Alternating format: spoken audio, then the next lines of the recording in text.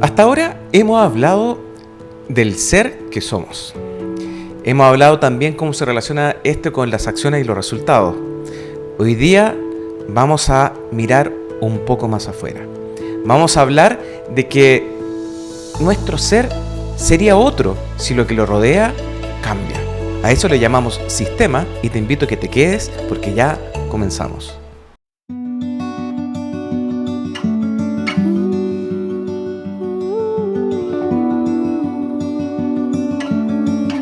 Cuando era niño, solía hacerme varias preguntas. Algunas eran como, ¿qué hubiera pasado si yo hubiese nacido en otra familia? ¿Qué habría sucedido si hubiera ido a otro colegio? ¿Hubiese tenido otros amigos? O incluso haber vivido en un barrio distinto. Hoy día no tengo la respuesta a eso, la respuesta precisa, pero lo que sí estoy muy claro es que si todas esas cosas hubieran sido distintas, yo no sería el mismo. Muy bien, para comenzar a hablar del concepto sistema, tenemos que hacer una declaración. Y esta es que los seres humanos somos seres sociales. Significa que como observador, y todo lo que hemos visto en los capítulos anteriores, no tienen sentido si no estamos inmersos en un sistema. Además debemos tener claro que este observador, el que hemos ido entendiendo en las sesiones anteriores, están directamente impactadas por el sistema por el cual nosotros estamos inmersos o hemos estado inmersos, pero no solo eso, sino que la posición que tenemos en ese sistema. Aquí un par de ejemplos, voy a ver uno o dos. En el caso de la familia, tenemos el sistema familia, que para entenderlo, ese concepto de sistema son todas esas coordinaciones que se dan, esas conversaciones, esas comunicaciones, los ritos, la forma de enfrentar las cosas comunes que existen en esa familia, en ese sistema. Que es único. Pero además, cada uno de nosotros tiene un rol dentro de esa familia. Podemos decir que somos hijos. Soy hijo. Puedo colocar un apellido de eso, que soy el hijo menor. Entonces ahí ya hago una característica particular.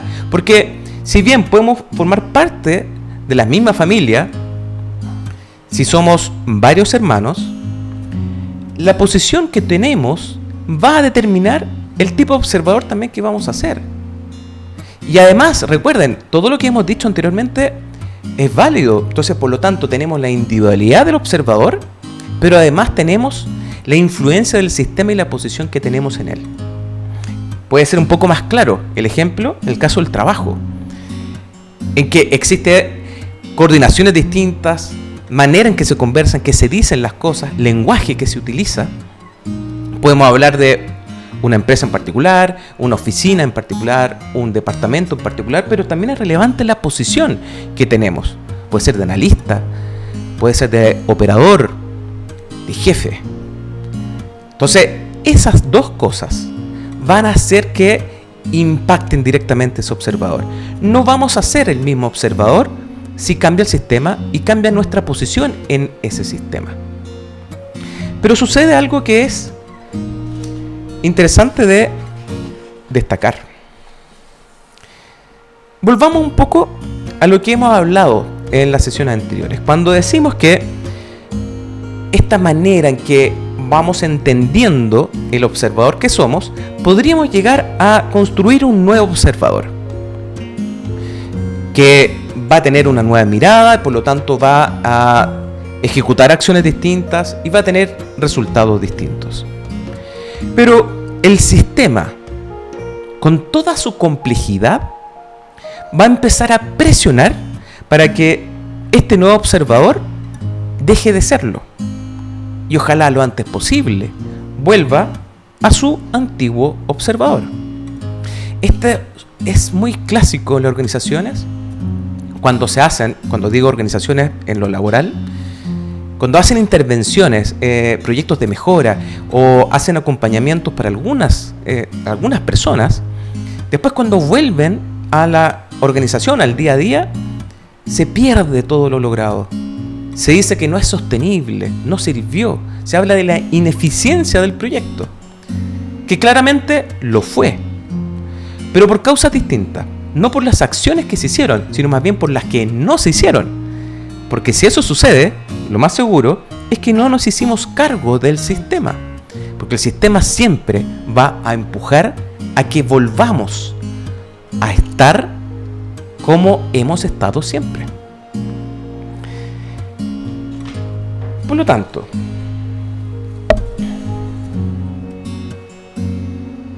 con toda la complejidad que tiene el sistema, ya les dije, comunicaciones, incluso hay muchas de esas correlaciones, ese entramado que no lo vemos y no lo vamos a ver. Es difícil verlo. Entonces, no solamente basta con tener a un nuevo observador para que haga acciones diferentes y así obtener resultados diferentes, sino que tenemos que tener un nuevo observador que sea capaz de modificar el sistema al cual pertenece. Desde la ontología del lenguaje, el coach ontológico, a eso le llamamos el líder. El líder es este nuevo observador que es capaz de modificar el sistema y hace una presión sobre él para que así este sistema empiece a tener un nuevo entramado, una nueva coordinación, un nuevo lenguaje. Eso no es simple de lograr.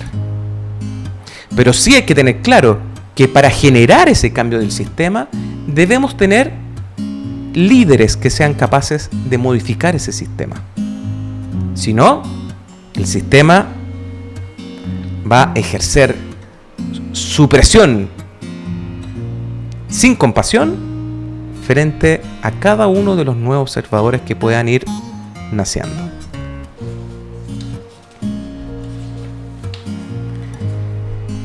Por último, se los adelanté y les dije que el sistema es complejo. Es muy común no verlo, porque el sistema se oculta.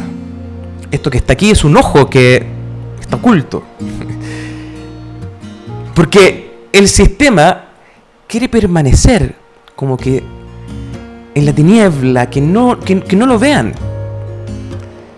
De hecho, algunos pueden ver y distinguir ciertos eventos, ciertos elementos, o incluso muchos podrán nunca darse cuenta siquiera que forman parte de algún sistema. Quizás de otros sí, pero de algunos posiblemente no se den cuenta. Entonces, para lograr esta mirada sistémica que también le da sustento y razón de ser al nuevo observador, es muy común que se requiera la ayuda de un otro, la intervención de un otro, para que ayude a ver y se genere esta mirada sistémica.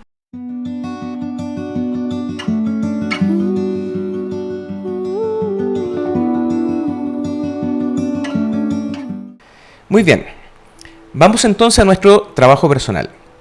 Hoy día sí te voy a pedir que utilices una hoja en blanco y un lápiz, porque te propongo en el punto número 1 que dibujes un sistema al que perteneces. Puedes también, si tú quieres, colocar en ese dibujo un sistema al que hayas pertenecido. Tú lo decides, es simple. Tú ves cuáles son las características del dibujo y cómo lo haces. Si es con un solo color, con múltiples colores, pequeño, grande, tú lo defines. Una vez que hayas terminado, el segundo punto, si tú deseas, si quieres, lo puedes hacer en el teléfono, en el computador, donde tú lo desees.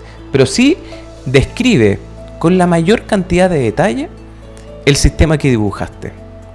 Describe aquellas cosas que no se ven. Describe aquellas sensaciones, aquellas emociones que te vayan naciendo, saliendo a medida que dibujas.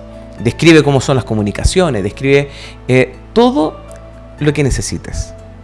Acá, mientras más detalle tenga, mucho mejor. Cuando termines, al igual que en los capítulos anteriores, guarda el trabajo porque lo vamos a necesitar para los siguientes capítulos. Muy bien, seguimos avanzando en nuestro taller. Si el capítulo de hoy te gustó, te quiero invitar a que te suscribas al canal y que le des a las notificaciones. Así no te pierdes ninguno de los videos que yo voy a ir subiendo semana a semana. Además que con eso me ayuda muchísimo.